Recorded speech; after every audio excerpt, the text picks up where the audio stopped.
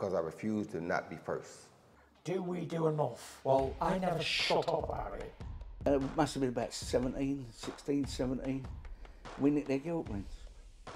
Right, the bouncer's guilt ring. This is no good for me. That's the reality.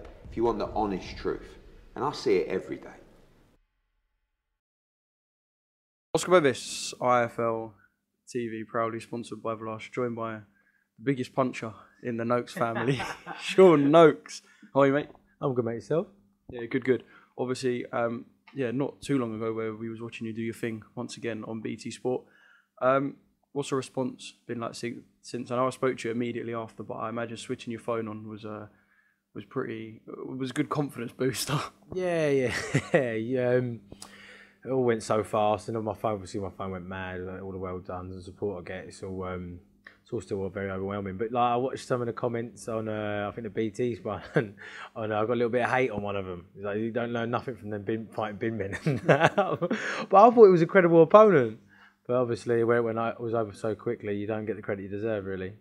Well, you're going to get that from someone, aren't you? And we spoke, and you told me that he was, 200 odd places above you. Does it feel, like you said, it must have gone in a flash because of how quick it was. But in terms of being in the ring, this has always interested me with fighters. Does the time feel longer or shorter when you're in there? Because I spoke to some fighters and they'll say a round feels like 10 minutes. Yeah, normally they do, but that one was quick. Honestly, like, it just felt like I threw 2 punches. And I think I only threw about 4, but it literally went so fast that time. So, but yeah, normally it's the breaks, the minute break in the rest, that goes really quick, and then the rounds feel like forever. Sam, inviting the competition, because I know you said that you've got, what is it, quality and speed, but he's just got quantity. He has. Well, 100% KO ratio speaks for itself, doesn't it? Obviously, we spoke after the fight, just kind of done a little recap there. I kind of thought it'd be worth kind of speaking about a bit of the boxing background, a bit of boxing history. We know about you and your brother both flying, both doing your thing under Queensbury.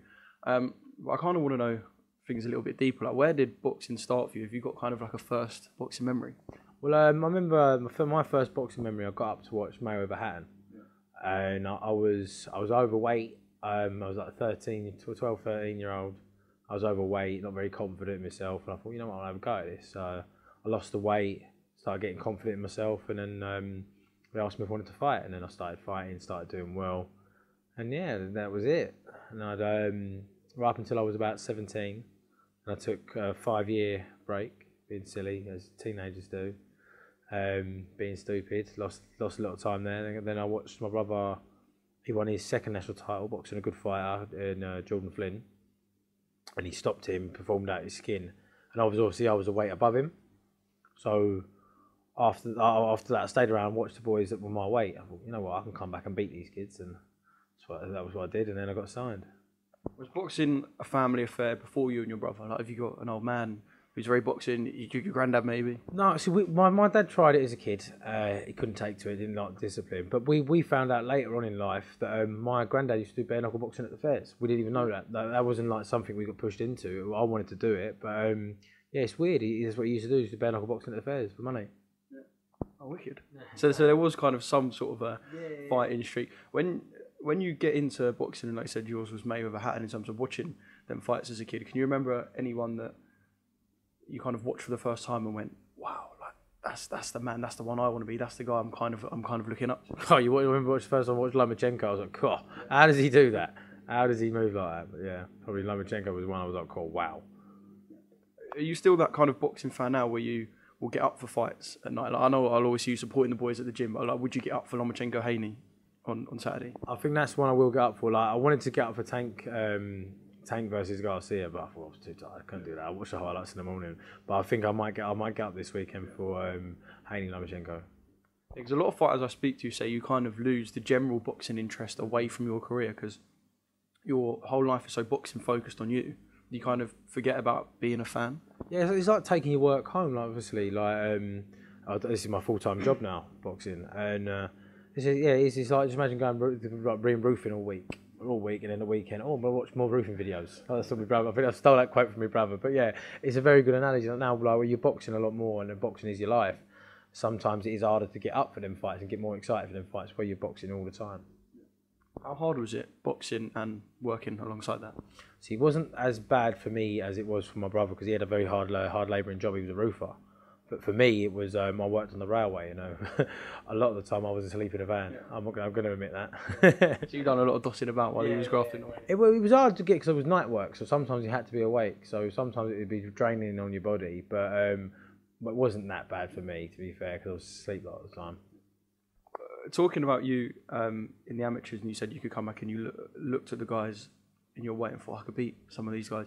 When you look at you as a fighter then and you as a fighter now, do you see any similarities? I know kind of it is not two different sports, but two very different games, the amateur and the pros. But do you look at you as a fighter and see any similarities stylistically, or are you completely different fighter? I feel like I've completely changed now. Well, not so such. I still like to be a counter-punching fighter, but I feel my style has changed completely. I've improved like massive amounts with Mick and the work we've been doing in the gym now. So I just feel like I am a completely different fighter, pretty much. Have you had to? Like, did you have to taking that step from amateur to pro? You have to adapt. You have to adapt. It's not as fast. You can't. You got to conserve your energy a lot more now because longer, more and more rounds and that. So yeah, I think that's something you have to do. But yeah, it's changed quite a bit, I'd say. Obviously, you're under the Queensbury banner now. Talk to me about kind of when that all came about, and obviously being a boxing fan, you must have kind of had a little moment to yourself where you thought, "Shit, this is it now." Yeah, skipping around like a school kiddie, mate. I remember I was in quarterfinals. I got through the quarterfinals, and my brother was fighting on the yard after 2, I think. And Francis come up to me and was just like, when you want to turn over? I was like, mate, you get that contract ready, I'm gone. I'm ready to go. Because obviously I lost 5 years out being stupid. And I lost 2 years to COVID. Because I was meant to box in ABA's the weekend of lockdown.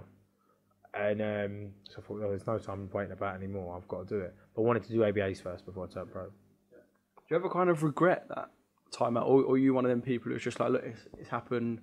It was something I kind of had to do for my life experiences or whatever. Or do you look back and you think, oh man, mate, I do regret it massively. Like, but then I think, would I be in the same position now if I didn't have them 5 years out? Would I still be in love with the sport? Like, I had to have them years out to appreciate the sport I was in. I don't know. Like, I think everything happens for a reason. So I regret it and I don't, if you know what I mean. You'd be a 30-fight veteran if you'd have turned over. Probably I could have had about 30, 40 fights already. When you look at your pro career, do you let yourself think too far ahead? Obviously, it's an unpredictable sport, but do you let yourself think about the end goal? Not like the next 18 months, like the end goal.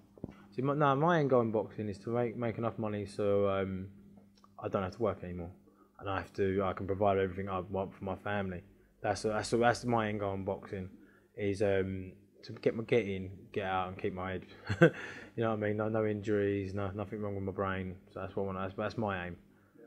Do you think you'll be involved in boxing when you hang the gloves up? I'd love to be. I love the sport. I love everything about it. Like, so I'd love to still be in the sport after I hang the gloves up. Yeah, because obviously fighters get that thing where they say you can never replace the buzz, and there's a lot of them that you see will just do anything to hang on, be it, I know, trainer, manager, just anything they can do to hang on to boxing. When you stopped boxing it during that 5-year period, did you ever miss the sport during them 5 years? Did you ever miss kind of like the buzz of getting in the ring, or did you not kind of think about it? The only time I've ever really thought about it was when I watched my brother fight, and then I think, oh God, what am I doing? Why am I watching? I should be in there. But I was always in and out of the gym still. Like, you can't replace the training with boxing. You can't replace that kind of training. So I was always popping in and out of the gym, showing my face and that, but I was never taking it seriously like I am now, like living it. You and your brother must have had couple of spars, or not even spars, like I'd say the younger days, just beating the shit out of each other. Like me and my brother's done it. Do you know what I mean? Every brother's do it. You must have had some of them, I don't know, front room spars. No, to be fair, as kids, yeah, we didn't really fight much. Like, we'd have little bickers and that. Now we're like a married couple, like bickering like little girls. But we've had a few spars. And yeah, well, at one point at my amateur club, my coach banned us from sparring because he just got too many arguments. And who won them spars? Oh, I wouldn't say anyone won. He's quite dirty when it comes to sparring me. Yeah, oh, mate, he was getting his elbow in my throat and everything. I was like, mate, I'm your brother. And he's like, rough old game, this boxing stuff. I was like, go away, you idiot. Brilliant. Do you kind of look at the journey that you're on and look at the journey he's on? And obviously people will kind of piece them together simply because you're brothers. Do you kind of look at that and think, I can't wait for the day we're both at the top of the sport and can look at each other and say, oh, look how well we've done? Or is it one of them sports where you have to be so selfish that you can't think about anything else? Because he's obviously doing his own thing. He knows what he's doing. Do you focus at all on him, and does he focus at all on you? I'd like to think we both focus on each other as well, because like we are very, very close. But like I said, I like we both want to see each other do well, and that's the main thing, I think. All right, Sean. Well, it's all going very well so far. When's the next one? I think it'll be after my wedding, so I'm thinking about September. Yeah, I think it's September time, hopefully. Is Sam your best man? Sam is one of my best men. He's one of my best men. Yeah, I've got my best mate Will, and obviously Midge. All right, well, congratulations on the wedding, and well done at the weekend. And yeah, top man. Thank you very much.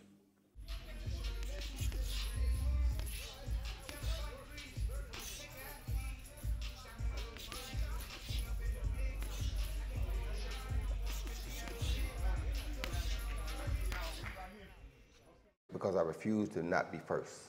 Do we do enough? Well, I never shut up about it. It must have been about 16, 17. We nicked their guilt rings. Right, the bouncer's guilt ring. This is no good for me.